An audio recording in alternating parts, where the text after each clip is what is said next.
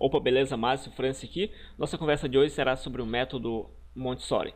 Bom, lembrando que esse método ele é muito importante, principalmente para a criança ali no início. Ela tem muitas atividades que são relacionadas à sua prática individual e também muitas atividades, também métodos e materiais que estão direcionados a isso, e também métodos e técnicas e procedimentos que estão direcionados à sua atividade socializante, à sua atividade com outros alunos. Então, ela tem essa experiência, uma experiência individual e uma experiência coletiva também diante da sua aprendizagem. Se valoriza muito a questão da autonomia da criança. Então, esse seria um resumo do método e a gente vai conhecer um pouquinho mais sobre ele. E eu vou tentar ser um pouco mais rápido sobre isso. Agradecer você que se inscreveu no canal, que tem compartilhado nossos vídeos, que está sempre dando dica aí, deixando a sua opinião, dizendo o que precisa melhorar, dizendo o que achou do conteúdo também, que dá um joinha no vídeo, que compartilhou, que deixou comentário, que se inscreveu, que está acompanhando o canal. Muito obrigado a você. Agradecer também nesse momento o pessoal aí que está nos acompanhando de Portugal, também Moçambique, outros países aí de língua portuguesa também. Obrigado a você aí. Beleza? Sem mais delongas, vamos lá. Eu vou tentar deixar o vídeo um pouco não tão longo, então vou tentar apressar mais aqui algumas questões. Depois eu vou estar também aprofundando em mais questões sobre esse método aí. Tranquilo, beleza? Pela definição a gente vai ver que esse método Maria Montessori ele é todo o conjunto de prática, todo o conjunto de teorias, de materiais didáticos que foram criados por Maria Montessori, ou então que foram atribuídos ou foram criados por outras pessoas inspirados em ideias propriamente dita dela, né? Então vamos lá. Dentro disso aqui a gente tem que esse método ele era conhecido na época de Maria Montessori como pedagogia científica. E a gente relacionado ainda essa questão dos teóricos aqui, do teórico da educação, do teórico da teoria aqui que a gente está comentando, do método. Esse teórico é Maria Montessori, então ela nasceu em 1870 e morreu aí em 1952, como a gente pode estar observando. Ela era italiana, com certeza, nasceu na Itália. Ela é considerada por alguns livros como a primeira mulher a se tornar doutora pela universidade, doutora em medicina pela Universidade de Roma. Também ela é considerada também por outras fontes como sendo a terceira mulher a se formar em medicina, né? Alguns livros colocam que ela foi a primeira, outras fontes colocam que ela foi a terceira mulher a se formar em medicina e foi a segunda mulher a exercer essa atividade aí, beleza? Então, dependendo da fonte, mas esse é um conhecimento que não necessariamente ele cai muito assim em concurso, essa ideia aqui, se foi primeiro, se foi segundo, então é uma informação apenas adicional aí para você, beleza? Então vamos lá. Dentro dessa questão aqui, a gente tem que esse método criado por ela, a gente tem que ela trabalhou muito com questão de pessoas anormais, né? Esse anormais aí que a gente pode estar observando, crianças deficientes aqui, deficiente entre aspas, né? Então ela foi criada aí dentro, ela foi desenvolveu esse método dentro dessa percepção de crianças deficientes, crianças anormais, e posteriormente ela vai aplicar isso também a crianças normais. Então, por ela ser médica, por ela trabalhar muito essas questões aí, essas questões da psiquiatria, então ela vai trabalhar muito nessa área aí com esse tipo de pessoas, esse tipo de criança. Isso aí posteriormente ela vai aplicando também esses métodos em outros ambientes, em outras faixas etárias, em outras crianças também. Bom, então posteriormente seu método foi aplicado a crianças normais, como eu já expliquei. Vamos ver a questão da expansão do método dela, que é interessante. Posteriormente, inicialmente, lógico, na Itália, também se expandiu bastante pela Itália. E posteriormente ele foi para vários outros países, isso a partir de 1940. Eu vou estar gravando depois um vídeo também mais específico sobre a pessoa dela também aí para estar contribuindo com vocês. Bom, e dentro disso aí, ela contribuiu com o avanço da escola renovada, aquela ideia de escola nova em contraste com a escola tradicional. Então, todo esse pessoal aí, Maria Montessori e esses outros teóricos que a gente vai vendo aí, eles vão reforçando essa ideia também da escola nova, vão contribuindo para esse debate aí também. Beleza? Para essa passagem, para esse entendimento de que a criança ela é um ser que consegue aprender, não apenas um adulto em miniatura, não apenas uma tábula rasa, sei lá, alguma coisa assim, mas que ela consegue aprender por si, ela tem predisposição para a aprendizagem.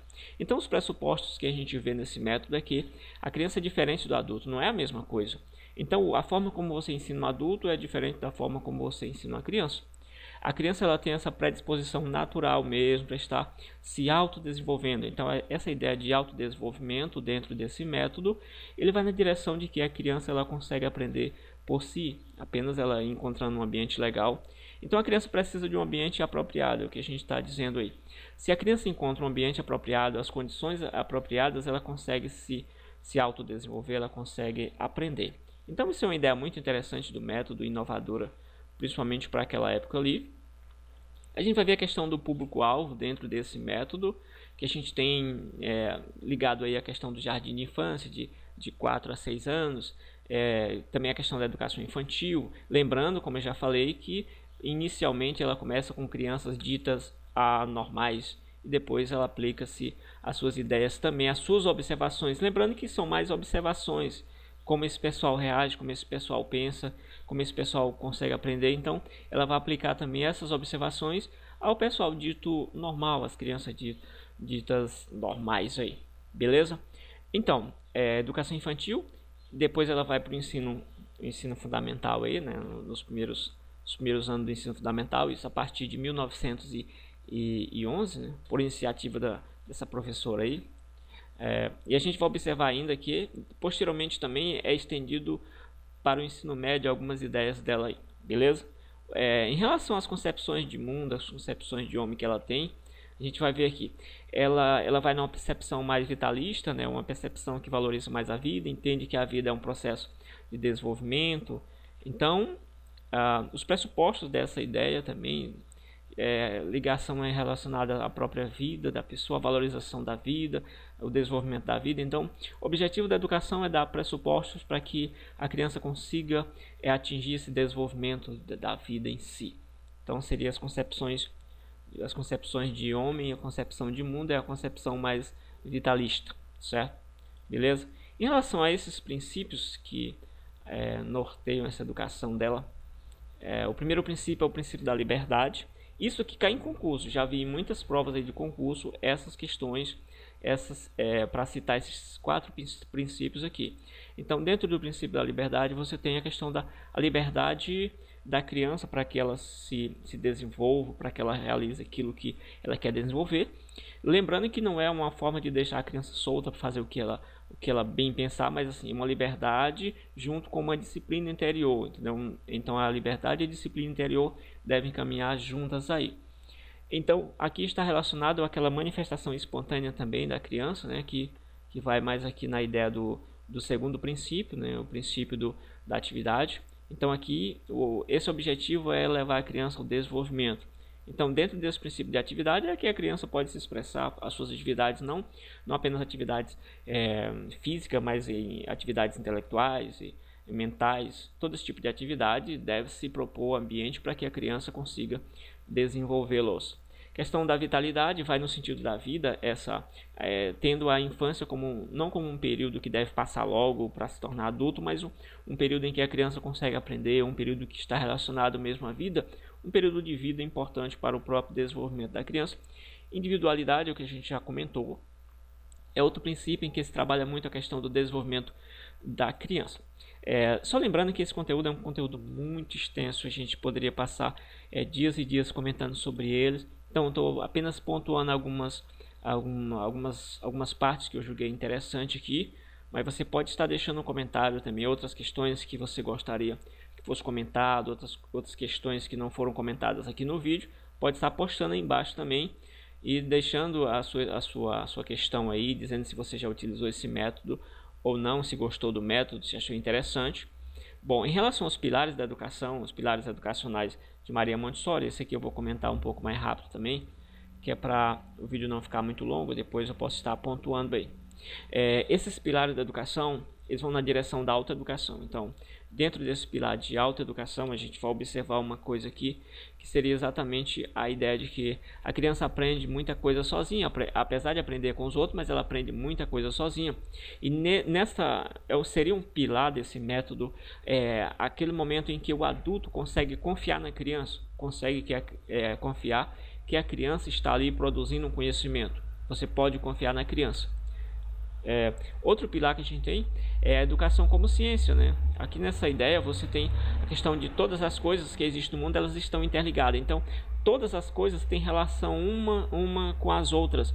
E a gente deve respeitar cada uma delas, cada uma dessas ligações, cada uma dessas integrações. Cada coisa deve ser respeitada, porque elas fazem parte de um conjunto de coisas que assim terminam formando o mundo.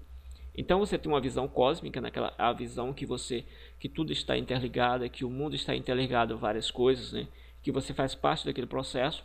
Você tem também a ideia de que deve-se ter um ambiente preparado, já comentamos isso. O adulto também tem que ser preparado, né? Para que ele consiga exercer esse método aí também com perfeição.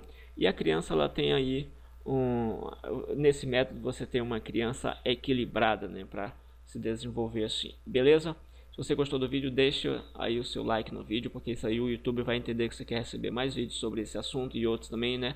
Deixe seu comentário aí embaixo o que você achou. Também, se não é inscrito, se inscreva no canal, ative essas notificações, esse sininho aí que eu já comentei, porque isso é importante aí. E o que você achou do método, deixe nos comentários o que você achou, se achou interessante ou não, deixa aí. Até a próxima, valeu, fui!